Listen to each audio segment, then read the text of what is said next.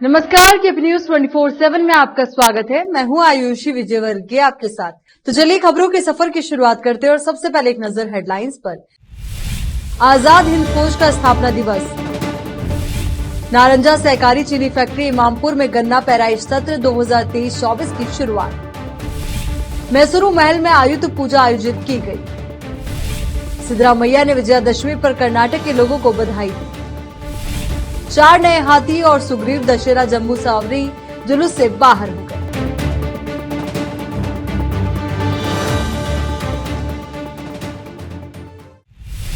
अब देखते हैं समाचार विस्तार से। सुभाष चंद्र बोस भारतीय वीरता के प्रतीक थे। उनकी एक प्रेरणादायक कहानी है जिसे पूरी दुनिया देख रही है। उनके द्वारा स्थापित आजाद हिंद फौज का त्याग और बलिदान प्रेरणादायक है। लेकिन आजादी के बाद सुभाष चंद्र बोस और उनके परिवार तथा उनकी आजाद हिंद फौज और स्वतंत्र सैनिकों को वो मान सम्मान नहीं मिला जिसके वे हकदार थे। इसलिए उन स्वतंत्रता सेनानियों के परिवारों का आर्थिक रूप से सर्वेक्षण कर उन्हें सशक्त बनाने की जरूरत है। स्वतंत्रता सेनानी उत्तराधिकारी परिवार समिति के महासचिव हरिद्वार के जितेंद्र रघुवंशी ने कहा कि उन्हें महसूस करने की जरूरत है कि उनके परिवार और देश के लिए किए गए बलिदानों को भुलाया नहीं गया। उन्होंने 20 और 21 अक्टूबर 2023 को हुमनाबाद के तालुक के लालाधारी में नेताजी भवन में आयोजित आजाद हिंद फौज के स्थापना दिवस और स्वतंत्रता सेनानी उत्तराधिकारी परिवार समिति के राष्ट्रीय चिंतन मंथन में मुख्य अतिथि के रूप में बात की। इसके अलावा कर्नाटक के लालाधारी में आयोजित ये 2 दिवसीय कार्यक्रम एक अनूठा कार्यक्रम है जो उत्तर भारत और दक्षिण भारत के स्वतंत्रता सेनानियों को एक साथ लाता है। काया वाचा मनसा सुभाष चंद्र बोस के समकक्ष लालाधारी मुथियार के आचार विचारों ने एक महान भारत के निर्माण को प्रेरित किया। उन्होंने इस बात पर प्रसन्नता व्यक्त की कि उनके द्वारा निर्मित नेताजी भवन में नेताजी की महत्वाकांक्षाओं की पूर्ति के लिए हो रहे मंथन से आशातीत विकास हुआ है। नारंजा सहकारी चीनी फैक्ट्री इमामपुर में गन्ना पेराई सत्र 2023-24 की शुरुआत के लिए आज 24 अक्टूबर को बॉयलर लाइटिंग फायर पूजा समारोह आयोजित किया गया। उमाकांत नागवारपल्ली के नेतृत्व और कारखाने के अध्यक्ष डीके सिद्धरम्मा और उपाध्यक्ष बालाजी चौहान ने पूजा समारोह का संचालन बड़ी धूमधाम से किया। बॉयलर अग्निदीपन पूजा समारोह फैक्ट्री के अध्यक्ष डीके सिद्धरम्मा द्वारा किया गया। सिद्धरम्मा ने कहा कि उनका इरादा 2023-24 का गन्ना कटाई सीजन 1 नवंबर को शुरू करने का है। इसके अलावा हमारे कारखानों के लिए केंद्र सरकार द्वारा स्वीकृत 60 AIPS क्षमता की इथेनॉल इकाई का शिलान्यास कार्यक्रम 11 नवंबर को कारखाना परिसर में आयोजित किया गया था। यहाँ रुक एक छोटे से ब्रेक के लिए जल्द हाजिर होंगे।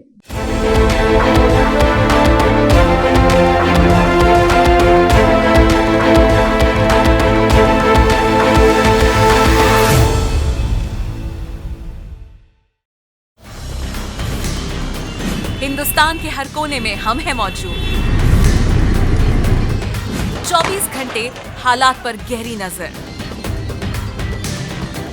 खबरों से जुड़े चुपते सवालात और आपको दिखाता है धार्मिक, सामाजिक, राजनीतिक, लोकल और इंटरनेशनल न्यूज की सबसे बेहतर कवरेज जो आपको रखती है हर पल बाखबर। देश और दुनिया भर की खबर के लिए देखते रहें KP news 24/7। Noor education trust Bidar की ओर से चलाए जाने वाला Noor MEd and BEd college Bidar, recognised by NCTE Delhi and affiliated to Gulbarga University, Gulbarga. Admission are open for the academic year 2022-23. विशेषज्ञ और सक्षम शिक्षकों द्वारा शिक्षा प्राप्त करने के लिए नूर एमएड एंड बीएड कॉलेज में दाखिला लें और शांत वातावरण में शिक्षा प्राप्त करें। बीदर शहर में बेहतर शिक्षा का एकमात्र केंद्र Noor MEd and BEd college, Shahpur gate, Bidar. Phone numbers 9945283920, 8482221297। Hindustan के हर कोने में हम हैं मौजूद। 24 घंटे हालात पर गहरी नजर, खबरों से जुड़े चुपते सवालात और आपको दिखाता है धार्मिक, सामाजिक, राजनीतिक, लोकल और इंटरनेशनल न्यूज की सबसे बेहतर कवरेज जो आपको रखती है हर पल बाखबर। देश और दुनिया भर की खबर के लिए देखते रहें केपी न्यूज 24/7।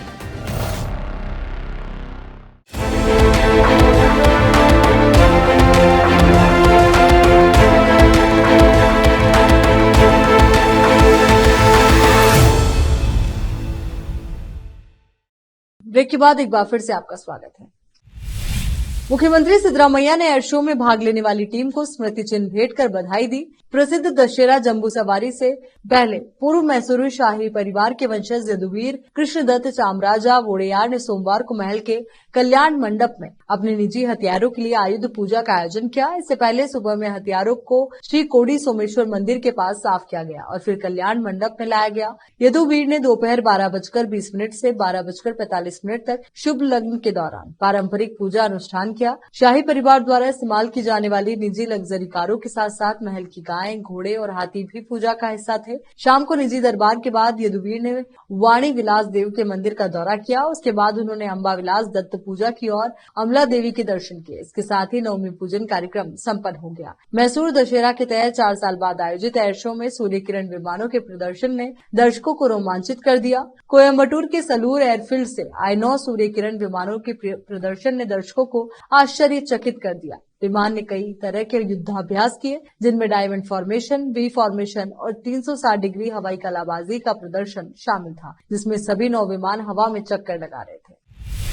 कर्नाटक के मुख्यमंत्री सिद्धरामैया ने विजयादशमी पर राज्य के लोगों को शुभकामनाएं दी और कहा कि वो कल्याण और समृद्धि के लिए देवी चामुंडेश्वरी से प्रार्थना करेंगे। उन्होंने मंगलवार को मैसूरू स्थित अपने आवास पर मीडिया से बात की। विजयादशमी के अवसर पर दोपहर 1:45 पर मैसूरू पैलेस के सामने नंदी ध्वज पूजा की जाएगी और फिर जम्बू सावरी का अंबारी जुलूस शुरू होगा। बारिश और बिजली की कमी से किसान संकट में है। मुख्यमंत्री ने कामना की है कि राज्य में बारिश होगी और किसानों द्वारा उगाई गई फसलें बची रहेंगी। उन्होंने कहा कि हमारे राज्य में बारिश की कमी है और किसानों को बिजली की कमी का सामना करना पड़ रहा है। मैं भगवान से राज्य में कम से कम खड़ी फसलों को बचाने की प्रार्थना करूंगा। पूर्व मुख्यमंत्री बसवराज बोम्मई ने भी राज्य के लोगों को शुभकामनाएं दी। चूंकि विश्व प्रसिद्ध दशहरा जम्बू सावरी जुलूस की उल्टी गिनती शुरू हो गई है, वन विभाग के अधिकारियों ने सुग्रीव और नए हाथियों कंजन, रोहित, हिरण्य और लक्ष्मी को जुलूस से बाहर करने का फैसला किया है, क्योंकि केवल 9 हाथी ही जुलूस का हिस्सा होने चाहिए। साथ ही उन्होंने तय किया है कि भीम और गोपी नौफात हाथियों की भूमिका निभाएंगे, महेंद्र, धनंजय और प्रशांत सालानेस की भूमिका निभाएंगे। 57 साल के अभिमन्यु चौथी बार गोल्डन हावड़ा लेकर चलेंगे। जुलूस में उनके साथ विजया और वरलक्ष्मी कुमकी हाथियों के रूप में होंगी। 65 वर्षीय अनुभवी अर्जुन, जो 22 सालों से दशहरा में भाग ले रहे हैं और 2012 से 2019 तक स्वर्णिम हावड़ा लेकर चल रहे हैं, निशाने हाथी के रूप में भाग लेंगे, जो सबसे आगे जुलूस का नेतृत्व करेंगे। दशहरा हाथियों के प्रभारी DCF मैसूरू वन्य जीव प्रभाग सौरभ कुमार ने खुलासा किया। मैसूर जिले के हुनसुर तालुके वीराना होलसल्ली में भव्य गजपायन कार्यक्रम के बाद 9 दशहरा हाथियों का पहला जत्था 1 सितंबर को मैसूर के अरण्य भवन परिसर में पहुंचा।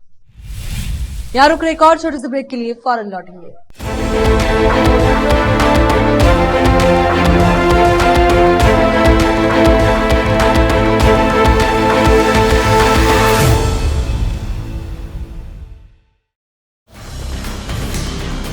हिंदुस्तान के हर कोने में हम हैं मौजूद। 24 घंटे हालात पर गहरी नजर, खबरों से जुड़े चुपते सवालात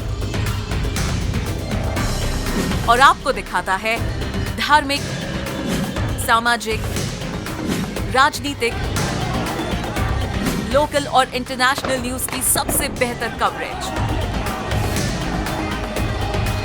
जो आपको रखती है हर पल बाखबर। देश और दुनिया भर की खबर के लिए देखते रहें KP news 24/7। Noor education trust Bidar की ओर से चलाए जाने वाला Noor MEd and BEd college Bidar, recognised by NCTE Delhi and affiliated to Gulbarga University, Gulbarga. Admission are open for the academic year 2022-23. विशेषज्ञ और सक्षम शिक्षकों द्वारा शिक्षा प्राप्त करने के लिए नूर एमएड एंड बीएड कॉलेज में दाखिला लें और शांत वातावरण में शिक्षा प्राप्त करें। बीदर शहर में बेहतर शिक्षा का एकमात्र केंद्र Noor MEd and BEd college, Shahpur gate, Bidar. Phone numbers 9945283920, 82221297। Hindustan के हर कोने में हम हैं मौजूद। 24 घंटे हालात पर गहरी नजर, खबरों से जुड़े चुपते सवालात और आपको दिखाता है धार्मिक, सामाजिक, राजनीतिक, लोकल और इंटरनेशनल न्यूज की सबसे बेहतर कवरेज, जो आपको रखती है हर पल बाखबर। देश और दुनिया भर की खबर के लिए देखते रहें केपी न्यूज 24/7।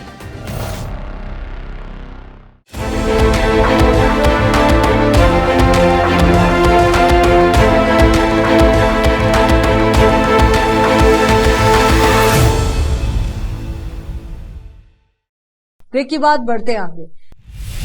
जिसे डांस करना नहीं आता वो मंच को दोष देता है। कुमारस्वामी के आरोपों पर कर्नाटक के सीएम ने प्रतिक्रिया दी। जेडीएस सरकार क्यों गिरी, इस पर पूर्व मुख्यमंत्री एचडी कुमारस्वामी के आरोपों पर प्रतिक्रिया व्यक्त करते हुए मुख्यमंत्री सिद्धरामैया ने सोमवार को कहा कि जो व्यक्ति नृत्य करना नहीं जानता वो मंच को दोष देता है, जो नाचना नहीं जानता वो मंच को दोष देता है। इसी तरह वो व्यर्थ आरोप लगा रहे हैं। मुख्यमंत्री ने कहा कि सिद्धरामैया की प्रतिक्रिया शनिवार को एचडी कुमारस्वामी द्वारा राज्य में जेडीएस सरकार के पतन के लिए उन्हें जिम्मेदार ठहराए जाने के बाद आई। सीएम सिद्धरामैया पर कटाक्ष करते हुए कुमारस्वामी ने एक्स पर पोस्ट किया, जब रोम जल रहा था, नीरो वायलिन बजा रहा था, यहाँ लोग परेशानी में थे। कर्नाटक के नीरो सीएम क्रिकेट मैच देख रहे थे। टाउन हॉल के पास कित्तू रानी चेन्नम्मा की प्रतिमा पर श्रद्धांजलि अर्पित करने के बाद मुख्यमंत्री ने मीडिया से बात की। उन्होंने कहा कि विजयादशमी के अवसर पर वो मंत्रियों, विधायकों और अधिकारियों के साथ मैसूर में आयोजित चामुंडेश्वरी देवी की शोभा यात्रा, नंदीकंबा पूजा और अन्य उत्सवों में भाग लेंगे।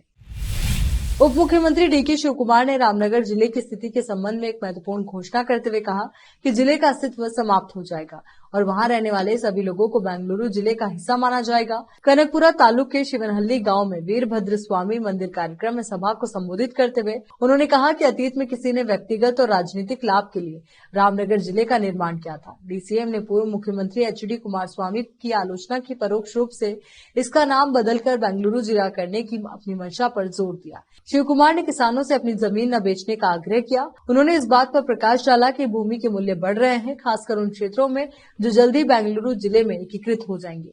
उन्होंने कम कीमतों पर जमीन न बेचने के महत्व पर जोर दिया, जिससे भविष्य में पछताना न पड़े और वित्तीय नुकसान हो सकता है, ये बात भी उन्होंने कही। उन्होंने कनकपुरा तालुक के निवासियों को अपनी जमीन न छोड़ने के लिए प्रोत्साहित किया और इस बात पर जोर दिया कि ये गांव अंततः बेंगलोर का हिस्सा बन जाएंगे, जहां जमीन की कीमतें प्रति वर्ग फुट की गणना की जाती है। उन्होंने क्षेत्र के विकास के प्रति अपनी प्रतिबद्धता व्यक्त की और कनकपुरा को जिला मुख्यालय बनाने की चर्चा को हतोत्साहित किया। इसके बजाय उन्होंने लोगों से अपनी संपत्तियों में निवेश करने, अपने बच्चों और पोते पोतियों को शिक्षित करने और संपत्ति के मूल्य में वृद्धि की संभावनाओं का लाभ उठाने का आग्रह किया। अधिकारियों ने मंगलवार को बताया कि जिले के लिंगसुगूर तालुक में रिक्टर पैमाने पर 2.7 तीव्रता का हल्का झटका आया। कर्नाटक राज्य प्राकृतिक आपदा निगरानी केंद्र के सूत्रों ने बताया कि भूकंप सोमवार तड़के आया। उन्होंने बताया कि झटके से कोई नुकसान नहीं हुआ क्योंकि यह हल्का था, हालांकि लोग घबरा गए। केएसएनडीएमसी के एक अधिकारी ने कहा कि रिक्टर पैमाने पर 2.7 तीव्रता का हल्का भूकंप था, जो केवल 1 या 2 सेकंड तक रहा। इसका केंद्र हट्टी ग्राम पंचायत से 2.6 किलोमीटर दक्षिण पश्चिम में था। कर्नाटक कांग्रेस, जो आगामी लोकसभा चुनाव की तैयारियों में कोई कसर नहीं छोड़ रही है, ने राज्य में बोर्डों और निगमों में नियुक्तियां करने के लिए एक और कदम उठाया है। पत्रकारों से बात करते हुए उप मुख्यमंत्री और राज्य पार्टी अध्यक्ष डीके शिवकुमार ने कहा कि बोर्ड और निगमों में नियुक्तियों को मंजूरी देने के लिए 25 अक्टूबर के बाद एक बैठक आयोजित की जाएगी। उन्होंने बताया कि बैठक में कार्यकारी अध्यक्ष की नियुक्ति पर भी चर्चा होगी। हम विधायकों और कार्यकर्ताओं को ताकत देने को तैयार है। मैं ये बात एक पार्टी कार्यकर्ता के तौर पर कह रहा हूँ। 20 अक्टूबर को सीएम के साथ बैठक होनी थी, इसे आयोजित नहीं किया जा सका। दशहरा उत्सव के बाद हम एक साथ बैठेंगे और इस मामले पर चर्चा करेंगे। शिवकुमार ने कहा तो वही वार्ता के लिए नई दिल्ली से आलाकमान नेता भी पहुंचेंगे।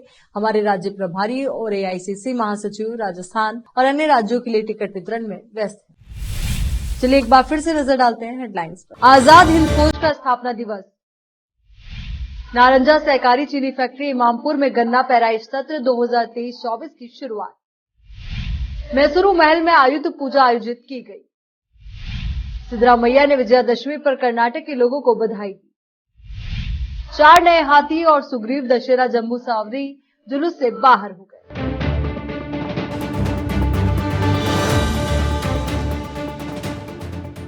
केपी न्यूज के कर्नाटका बुलेटिन में फिलहाल के लिए इतना ही। देश और दुनिया से जुड़ी तमाम ताजा खबरों के लिए आप बने रहिए केपी न्यूज 24/7 के साथ। धन्यवाद।